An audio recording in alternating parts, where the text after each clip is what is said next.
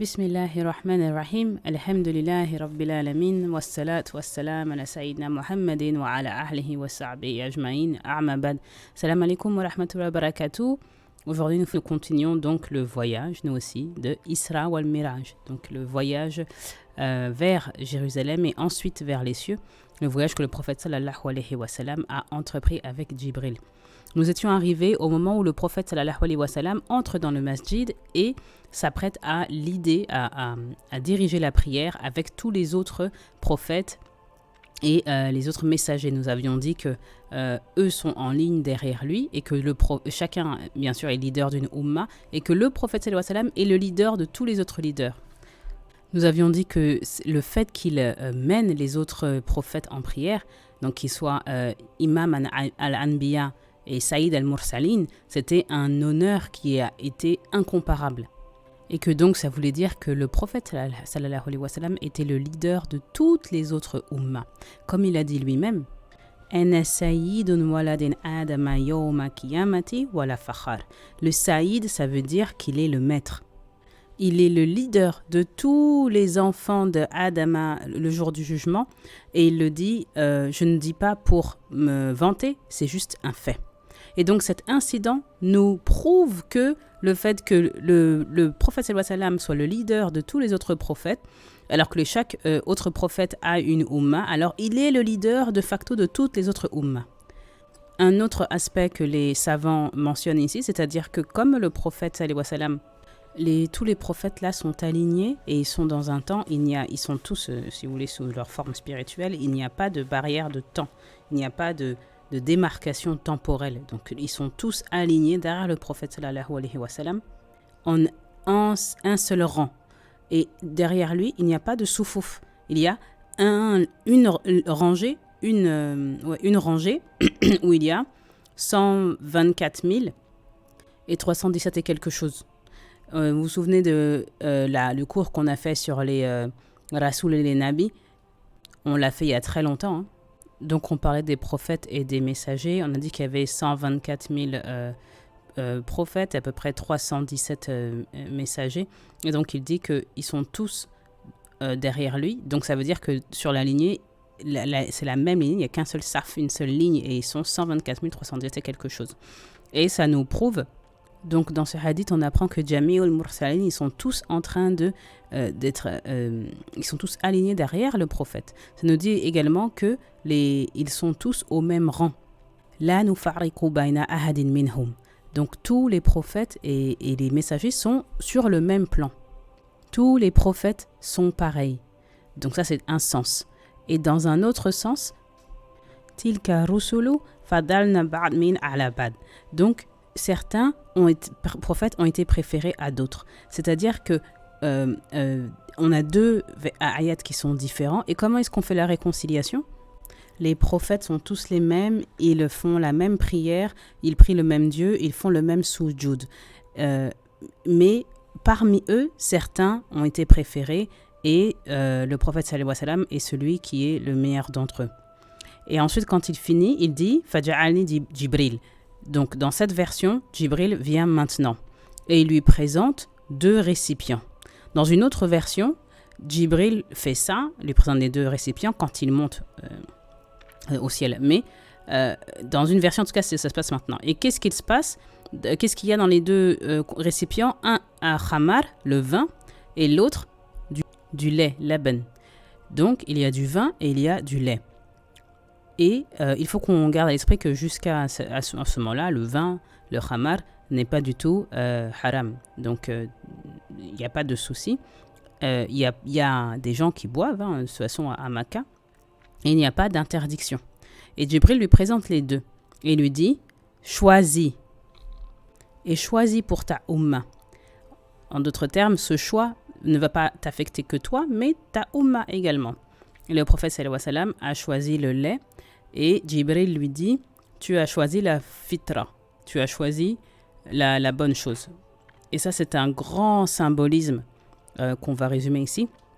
Et il y a des lectures théologiques qui le donnent en plus de détails, mais la différence entre le vin et le lait, c'est très profond. Il y a une différence très profonde et c'est très symbolique. Le lait vient d'une façon très pure de l'animal.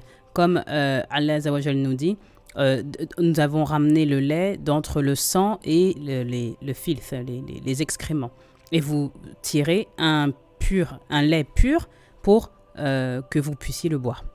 Et un des hadiths nous dit, il n'y a rien qui remplace mieux la nourriture et la boisson comme le lait. Donc, tu peux te restaurer complètement. Tu peux boire et manger juste en buvant du lait. Donc, le lait, c'est une chose qui est bénie par Allah. Le lait, Allah nous dit qu'il est pur et qu'il vient d'entre deux. C'est une partie quand même assez surprenante entre le lait et les excréments. Et c'est ce qui a de plus de bénéfices pour nous. Et qu'est-ce que c'est que le vin ? Le vin, c'est quelque chose qui est fermenté. Donc, c'était pur, du raisin, et ensuite les bactéries infestent, et si vous voulez, corrompent un petit peu, pas un petit peu, mais corrompent la substance, et c'est ce qui fait la fermentation. Et ce liquide que tu bois, quand tu bois le vin également, ça corrompt ton esprit, ça te fait faire des folies, tu vas faire des erreurs, et c'est là que tu fais les choses en général qui te font sortir de l'islam. Il y a un sahabi qui dit, même si le vin n'avait pas été interdit, quand même, n'importe quelle personne douée d'intelligence l'éviterait. Juste à cause de ce que tu fais quand tu bois. Donc, entre choisir ce qui est corrompu, ou ce qui est changé, ou ce qui ne l'est pas, ce qui est pur, quand même, le choix devrait être assez simple. Et donc, notre prophète, sallallahu alayhi wa sallam, choisit le pur, le lait. Et donc, Jibril lui dit, tu as choisi le pur, tu as choisi la fitra. Et donc, ta Oumma sera également sur la fitra. Et Jibril lui dit, comme il dit, chaque enfant qui naît sur la fitra. Il est pur. Ce qui nous dit que chaque homme qui naît avec la bonté. Et non pas avec tout ce qui est mauvais. Et le prophète nous dit ensuite, les portes des cieux se sont ouvertes pour moi. Donc là, on commence le mirage. On a fait Isra, qui était le voyage nocturne jusqu'à Jérusalem. Et là, maintenant, avec Jibril, il va aller aux cieux. N'oubliez pas que Borak est attaché au poteau. Donc, la journée de Isra, le voyage est vraiment simple. Donc, il quitte Makkah, il va à Jérusalem et c'est sur Borak et il n'y a pas de souci. Et voilà maintenant qu'ils arrivent pour aller faire Al-Miraj. Et le prophète sallallahu alayhi wa sallam dit, Jibril demande la permission pour que les portes s'ouvrent. Et celui qui garde la porte des cieux dit, qui est-ce ? Et Jibril répond, c'est Jibril. Et le gardien demande, le gardien des portes, avec qui est-ce que tu es accompagné ? Et Jibril lui répond, oui, je suis avec Mohammed sallallahu alayhi wa sallam. Et le gardien demande encore une fois, donc lui il demande, est-ce qu'on l'a invité ? Est-ce qu'il a la permission ? Et Jibril répond, oui. Et donc, ça nous montre qu'il y a des portes qui sont fermées, qu'il y a une fermeture, un loquet, et Jibril ne peut pas passer, il a besoin d'avoir la permission. Et qu'il y a quelqu'un qui garde ces portes, les portes du Jannah, les portes des Samawat. Et donc, pas du Jannah, pardon, mais du Samawat. Et donc, ça veut dire qu'il ne peut pas laisser qui que ce soit passer sans avoir la permission. Et d'où vient la permission ? On ne sait pas s'il y a un papier, mais en tout cas, l'ange dit, Allah m'a dit de faire ça. Donc, l'ange ou celui qui garde la porte doit vérifier qui est là, qui est avec toi, est-ce qu'il a la permission ? C'est tout. Et bien sûr, les anges ne mentent pas. Donc, si Jibril dit, oui, j'ai la permission, alors, khalas, on te laisse passer. Et ils arrivent au deuxième ciel. Et c'est pareil, Jibril demande la permission. Le gardien de la porte de l'autre côté dit, qui est là ? C'est Jibril. Qui est avec toi ? C'est Mohammed sallallahu alayhi wa sallam. Et est-ce qu'il a la permission ? Est-ce qu'il a été envoyé ? Est-ce qu'on t'a demandé d'aller le chercher ? Oui, il a la permission et la porte s'ouvre. Et cette conversation se répète à chaque samawat, à chaque cieux. On a dit qu'il y en a 7. Donc au 3e, au 4, au 5e. 6, 7. Un petit éclaircissement ici. Certaines personnes font la confusion entre Jannat et Samawat. Et ce sont deux concepts complètement différents. Allah subhanahu wa ta'ala, il dit « Khalaqa saba'at » Samawatin tibaka. Tibaka, ça veut dire les uns superposés. Et j'ai créé 7 cieux, les uns superposés, les uns au-dessus des autres. Tabaka an tabak, ça veut dire des couches sur les couches, donc une couche au-dessus de l'autre, donc superposée. Et donc Allah nous dit qu'il a créé 7 cieux, il a créé un similaire nombre de terres. Donc des ard, en tout cas c'est un autre topic, on va pas faire la tangente maintenant. Mais en tout cas les samawat sont physiques, ce sont des physical, ce sont des cieux physiques au-dessus de nous. Et tout ce que l'on voit ici, là ça c'est la théorie du cheikh, mais bon elle est confirmée par d'autres, là, tout ce qu'il y a, tout ce qu'on voit, l'étoile la plus lointaine, la galaxie la plus lointaine qu'on voit, même celle du télescope James Webb en ce moment qui envoie des images superbes, c'est le premier ciel. Allah Azawajal nous dit qu'il a placé, on a placé comme ça s'appelle, des lumières, des lampes, hein, on a rendu beau les cieux, le ciel le plus proche, n'est-ce pas? Donc Allah nous dit que nous avons embelli Sama ad-Dunya, c'est-à-dire que le premier des cieux. On sait que Sama ad-Dunya, c'est le premier. Et même dans le hadith, le prophète sallam dit Jibril m'a amené jusqu'au Sama ad-Dunya. Et ensuite, il a demandé à ce que les portes s'ouvrent. Donc, on sait que Sama ad-Dunya, c'est tout ce que l'on peut voir immédiatement, ce que vous voyez avec vos yeux, avec télescope. En tout cas, c'est ce ciel seulement. Et on ne voit pas au-dessus. Donc, toutes les étoiles que nous voyons. Et même si on n'arrive pas à comprendre la grandeur du premier ciel, on n'arrive pas vraiment, notre esprit ne peut pas vraiment comprendre ça. Et d'ailleurs, on voit bien parce que en ce moment, je ne sais pas si vous lisez les journaux en ce moment, il y a énormément d'articles depuis que ce nouveau télescope James Webb, une nouvelle génération de télescopes, envoie des images. Alors, les scientifiques sont là, ça détruit toutes les théories que nous pensions savoir sur l'univers, sur l'espace, sur la formation des étoiles, sur l'étendue du truc. Et enfin, bien sûr, il faut juste ouvrir le Coran pour avoir la réponse, mais c'est pas quelque chose qu'ils vont penser à faire. Donc, ça remet en cause toute leur théorie et l'être humain se rend bien compte qu'on ne peut pas comprendre cette création-là. On ne peut pas la comprendre tellement ça dépasse notre entendement. Mais bon, de toute façon, ce qu'il y a dans ce premier cieux, ce qu'on essaie d'en découvrir, bien que tout est vraiment dans le Coran. Tout cela, ce n'est que le premier ciel. Donc, c'est le premier samawat, ok? Donc, qu'est-ce que les samawat? Ce sont des lieux physiques. L'un d'entre eux, c'est notre univers, notre cosmos. Au-delà de cela, il y a les 2, 3, 4, 5, 6, 7. Et donc, où sont les jannat? Les jannat sont les jardins du paradis, qui sont les promesses aux croyants. Donc, les jardins qui sont promis aux croyants. Donc, Jannat, ce sont ces jardins, et les Samawat, ce sont les cieux. Il y a 2 interprétations.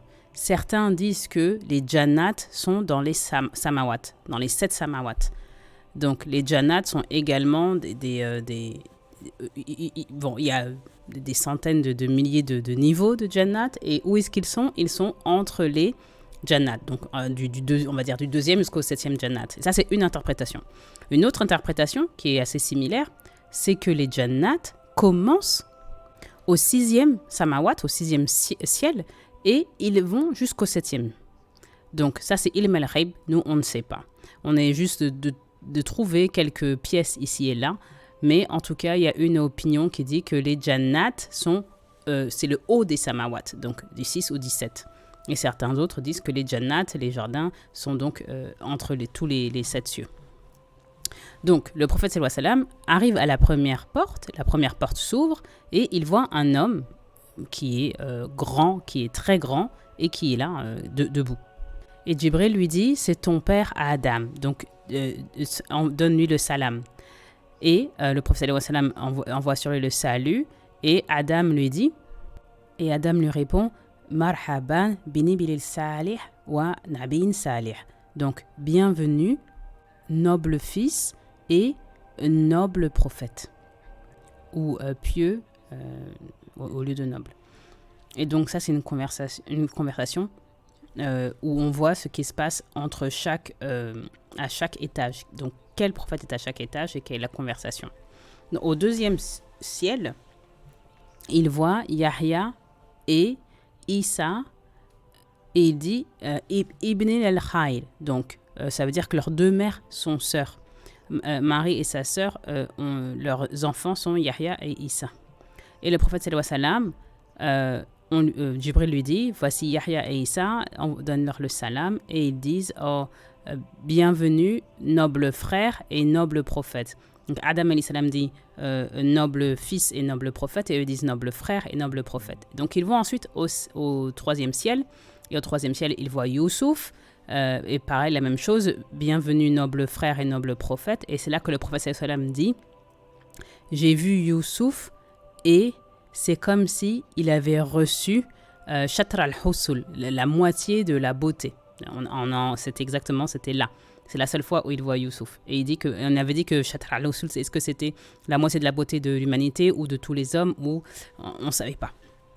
Ensuite, il va donc au 4e Samawat et il voit Idriss et lui aussi dit bienvenue, noble frère et noble prophète. Ensuite, il va au 5e et il voit au 5e, il y a Haroun.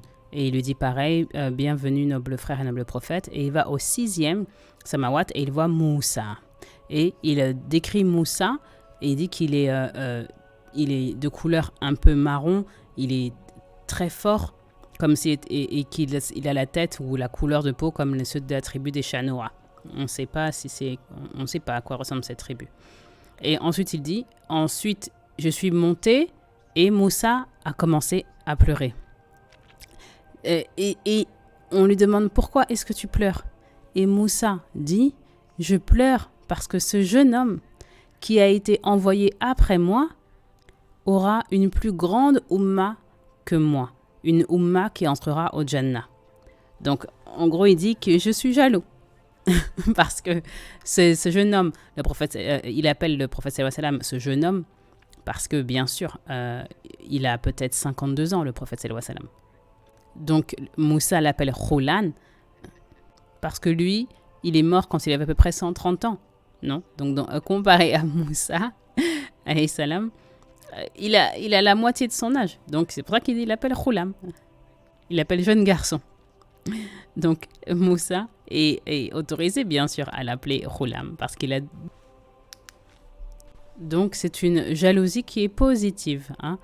Moussa dit, moi aussi, j'aimerais être comme ça. C'est pas une jalousie négative. Oh, pourquoi est-ce qu'il a ça et moi, je l'ai pas? Non, non.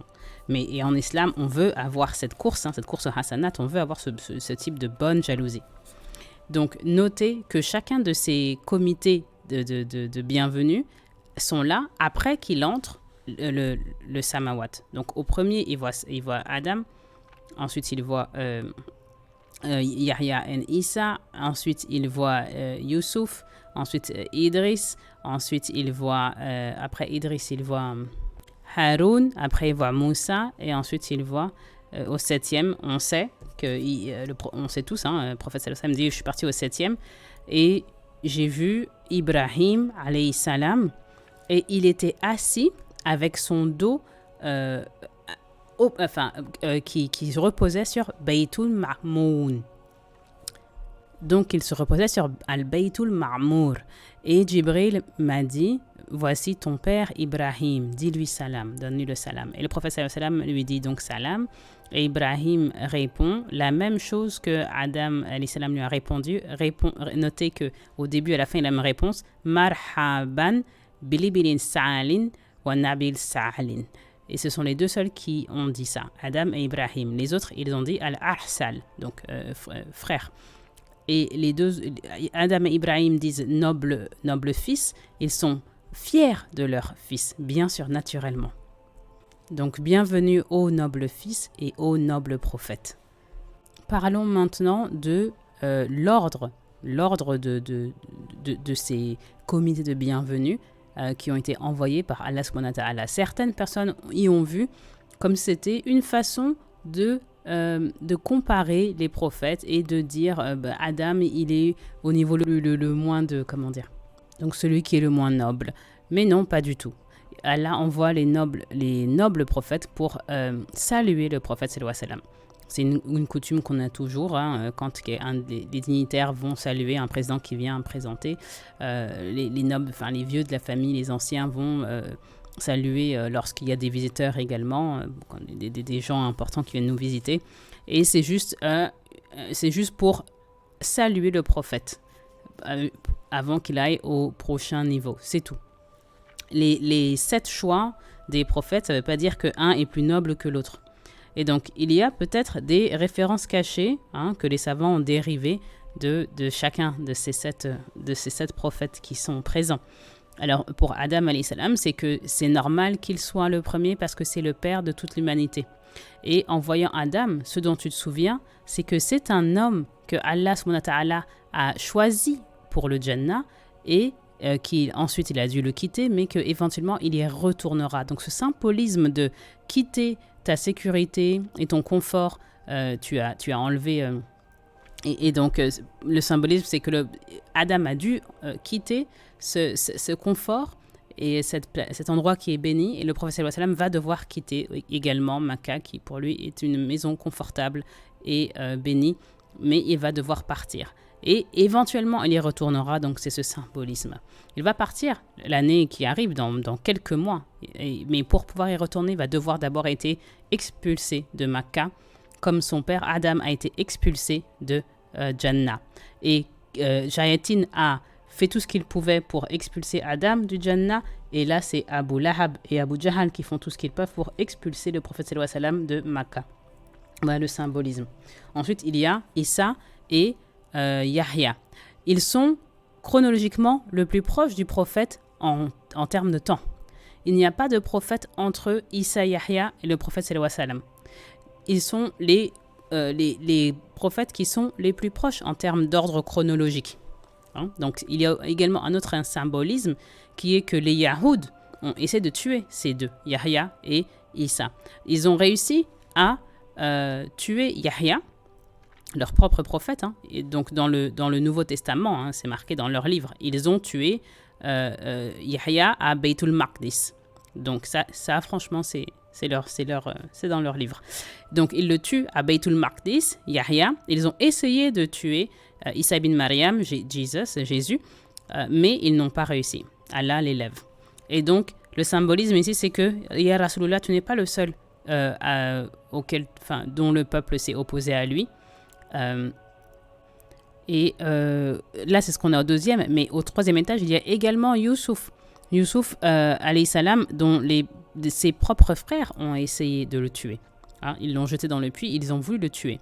Mais ensuite, les frères sont guidés et ils l'acceptent de nouveau.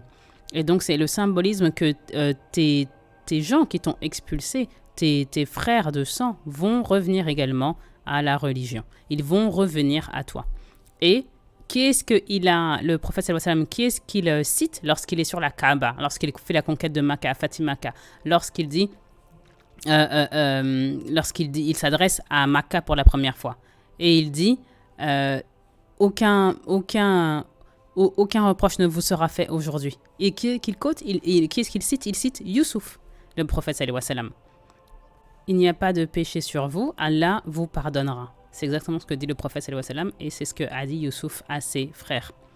Ensuite, il va voir Idriss. Et on ne sait pas grand-chose. Allah nous dit, nous l'avons élevé à un haut rang. Donc, le prophète sallallahu alayhi wa sallam rencontre quelqu'un que Allah décrit comme qu'il l'a mis à un niveau élevé. Mais on ne sait pas d'autre chose. Et c'est là que le prophète, on lui dit « Wa rafa'na laka dhikrak » On a également élevé ton rang, n'est-ce pas? Ensuite, il va à l'autre cieux, au prochain, au cinquième, et il voit Haroun. Et le symbolisme, Haroun a été rejeté, puis ensuite accepté. Et ensuite, Moussa est celui qui a reçu qui a le plus de similarité avec notre prophète sallallahu alayhi wa sallam. Il a des difficultés, des challenges, des épreuves qui sont similaires à notre prophète sallallahu alayhi wa sallam. Moussa alayhi salam a la deuxième plus grande Ummah. Donc son expérience parmi les prophètes franchement, celui qui a le plus d'expérience. Et quand le prophète sallallahu alayhi wa sallam a rencontré Moussa, le prophète Moussa alayhi salam avait beaucoup plus d'expérience que notre prophète Mohammed sallallahu alayhi wa sallam. Lui, il a quoi? Peut-être 60 ans de plus d'expérience. Donc, Moussa alayhi salam, il est montré comme un peu un modèle. Et le prophète sallallahu alayhi wa sallam, quand il y avait quelque chose qui l'irritait ou qui le dérangeait, ou il avait un problème, le prophète se répétait souvent « Indeed », en effet, Moussa a été lui aussi éprouvé. Et le prophète restait sur le sabre et il restait patient. Et il contrôlait son tempérament. Et le prophète sallallahu alayhi wa sallam se rappelait Moussa régulièrement parce qu'il avait eu plus de challenge avec son propre peuple, sa propre Ummah, Moussa alayhi salam. Mais il a gardé son sabre. Et donc, maintenant, on parle des samawat. Ne pensez pas que c'est le Jannat, d'accord? Ils sont tous dans le high. Tous les prophètes sont au plus haut des Jannah. De toute façon, il y a une confusion qui semblerait être que Adam est dans le Jannah le plus bas. Non. Adam, il est là au premier samawat pour venir saluer le prophète sallallahu alayhi wa sallam, mais ils sont tous au Jannah haut. Là, en ce moment, ils ne sont pas au Jannah, ils sont venus au samawat juste pour saluer le prophète sallallahu alayhi wa sallam. Et le Jannat dont on parle ne sera pas occupé jusqu'au jour du jugement. Donc, s'ils sont au Jannat, c'est dans un autre jardin.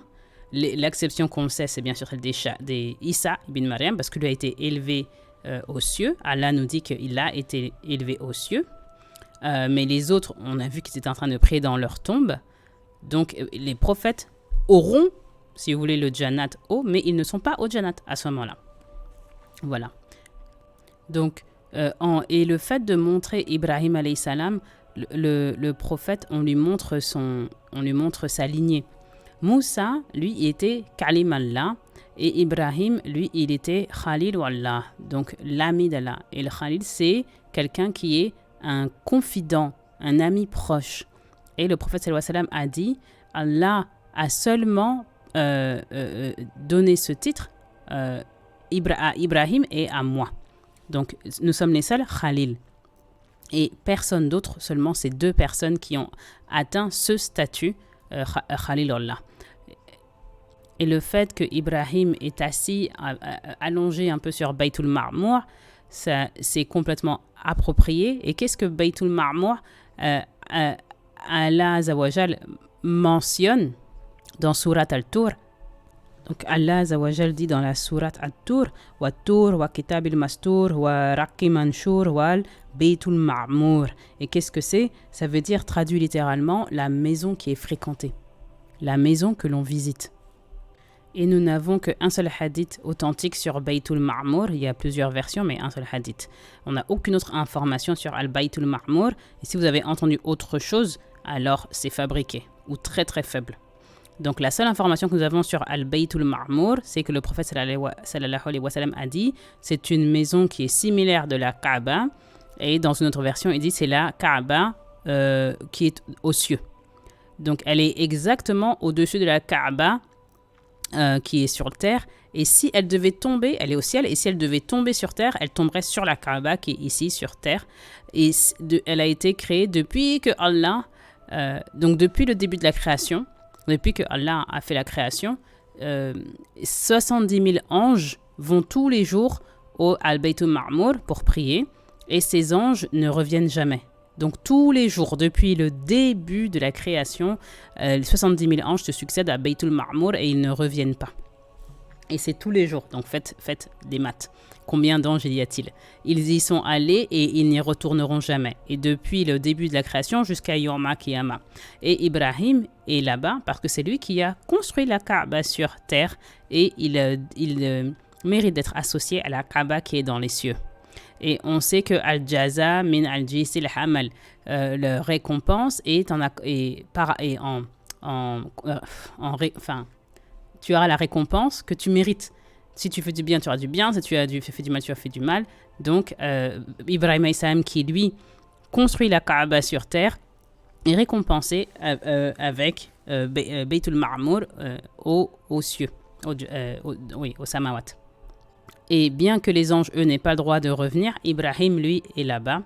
Et si les anges peuvent y aller une seule fois, Ibrahim, alayhi salam, lui, il est paisiblement là-bas, assis contre Baytul Ma'mour, et c'est ce qu'il mérite.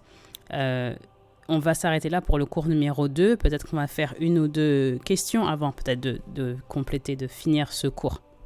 Et les questions du cours, il y en a un qui demande, est-ce que on peut dévier du hadith, vous savez, sur le lait frais et le lait pasteurisé, ou le lait non organique en tout cas, est-ce qu'on peut dériver de ce hadith que le lait organique c'est mieux? Et le cheikh dit bien sûr, on ne peut pas de toute façon comparer le lait avec le khamar, avec le vin de toute façon.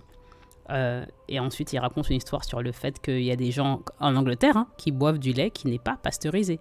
Donc le lait qui est trait de la vache et ensuite tu le bois. Ça c'est ce que boivent énormément de gens dans le monde entier. Mais vous savez, ils sont américains. Ça a l'air un peu bizarre. Bon, exactement, si vous êtes en Europe également, à part si vous êtes en Angleterre, vous ne buvez pas du lait peut-être non pasteurisé. Mais de toute façon, on ne peut pas vraiment dériver ça de ce hadith de toute façon. Et on garde juste à l'esprit qu'on essaie de boire ce qui est sur la fitra. Et que la fitra, ça ne veut pas dire qu'on n'a pas le droit de pasteuriser le lait non plus. Non. Et bien qu'on ne puisse pas inférer que c'est quelque chose de négatif, on sait du Coran que si tu essaies de modifier la création de Allah, c'est pas ce qui est recommandé de toute façon, et que Shaitan va toujours essayer t'inciter de le faire. Mais bon, on n'a pas d'autres de preuves à propos de ça. Une autre question, c'était Borak, et le cheikh répond qu'on n'a aucun autre hadith sur Borak. Il est plus petit qu'une mule et plus grand qu'un âne, et qu'il voyage aussi vite aussi loin que ton œil puisse voir. Il n'y a pas d'autres détails. On ne sait pas qui a monté Borak auparavant. Et voilà. Et il faut quand même pas oublier de dire que vous allez peut-être voir Borak ou des histoires qui sont à propos de Borak dans certains livres, et qu'on n'oublie pas l'authenticité de certains livres de Sira. Il y en a qui rassemblent uniquement beaucoup d'histoires qui ont été inventées ou qui ont été sublimées. Et donc, c'est pas ce que fait le shirk ici. Ici, on se base vraiment sur la science, les hadiths. Et le reste, on ne sait pas. Mais si vous les voyez, prenez encore avec une pincée de sel, comme toujours. Il y a un des étudiants qui demande pourquoi est-ce que les ummas précédentes n'avaient pas d'interdiction pour le vin. On n'a pas de texte explicite, mais certains savants ont dérivé que comme notre charia, c'est la perfection de la charia, on nous a donné des prescriptions, un livre et une charia qui est la plus parfaite, et il aurait pu laisser ce que les gens faisaient, ou peut-être il dit que peut-être les gens auparavant n'étaient, ou c'est fait pour une punition pour eux, donc c'est beaucoup plus difficile, comme il a été fait avec les Bani Israël, ou peut-être ils n'avaient pas assez d'iman pour pouvoir compléter ces prescriptions, on ne sait pas, mais en tout cas, pourquoi est-ce que Allah autorise certaines choses à d'autres charia et pas à la nôtre? C'est vrai que les autres n'ont pas de prohibition sur le vin, seulement il y a des références qui nous disent que les prophètes d'Allah n'ont jamais bu. Donc même si c'était autorisé pour les peuples, leur umma, les prophètes n'ont jamais bu d'alcool, et jusqu'à aujourd'hui, il y a des chrétiens également qui ne boivent toujours pas d'alcool, et donc c'est ça la perfection. Donc c'est ce qui est sur la fitra, et c'est ce que Allah nous donne à notre umma. Une autre question qui est sur la célébration de Isra wal Miraj. Encore une fois, il n'y a pas de date, il n'y a pas il n'y a rien, on n'a aucun texte qui nous dise quand est-ce qu'a eu lieu Isra wal Miraj. Si vous trouvez une date, c'est que ce n'est pas basé sur la connaissance. Ce n'est pas basé sur la connaissance. Et on essaie de se calquer les actions du prophète sallallahu alayhi wa sallam et de la sahaba. Ils ont le meilleur des savoirs. S'ils ne l'ont pas fait, on devrait vraiment l'éviter de le faire nous aussi. Aussi simple que ça. Il n'y a rien d'authentique qui nous dit qu'on doit célébrer 27 de Rajab ou Shaban. Toutes ces dates-là, Il n'y a pas de preuve. On ne fait pas Isra wal Miraj. La dernière question, elle porte sur est-ce que le prophète a été physiquement ou est-ce que c'était un rêve. Et il y a Ijma en islam, les savants islamiques disent qu'il a été physiquement. Si c'était juste un voyage de son âme ou un rêve, il n'y a rien de miraculeux. Il n'y a rien de miraculeux à ce sujet-là. Et le lendemain, quand tu te lèves et que tu dis hier je suis parti en rêve, je sais pas quoi, mais dans un rêve tu peux aller sur la lune et tu peux revenir. Quand tu dors, tu peux aller n'importe où, tu voyages des kilomètres, tu voles.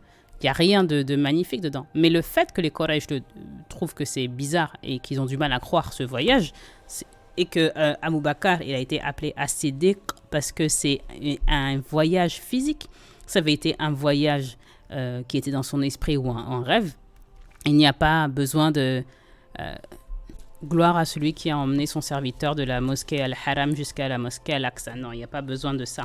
Donc, il est parti et c'était pas seulement le Ruh, et on en parlera en plus de détails à la fin, dans le dernier cours sur Isra wal Miraj, Inch'Allah. Nous verrons le prochain cours, ce qu'il se passe lorsqu'il arrive au niveau suivant, ou lorsqu'il va, pour la raison pour laquelle il est monté aux cieux, c'est-à-dire rencontrer Allah Azza wa Jal. C'est sur ce point-là qu'on finit le cours numéro 22 de la Sira, la deuxième partie de Isra wal Miraj. Assalamu alaikum wa rahmatullahi wa barakatuh.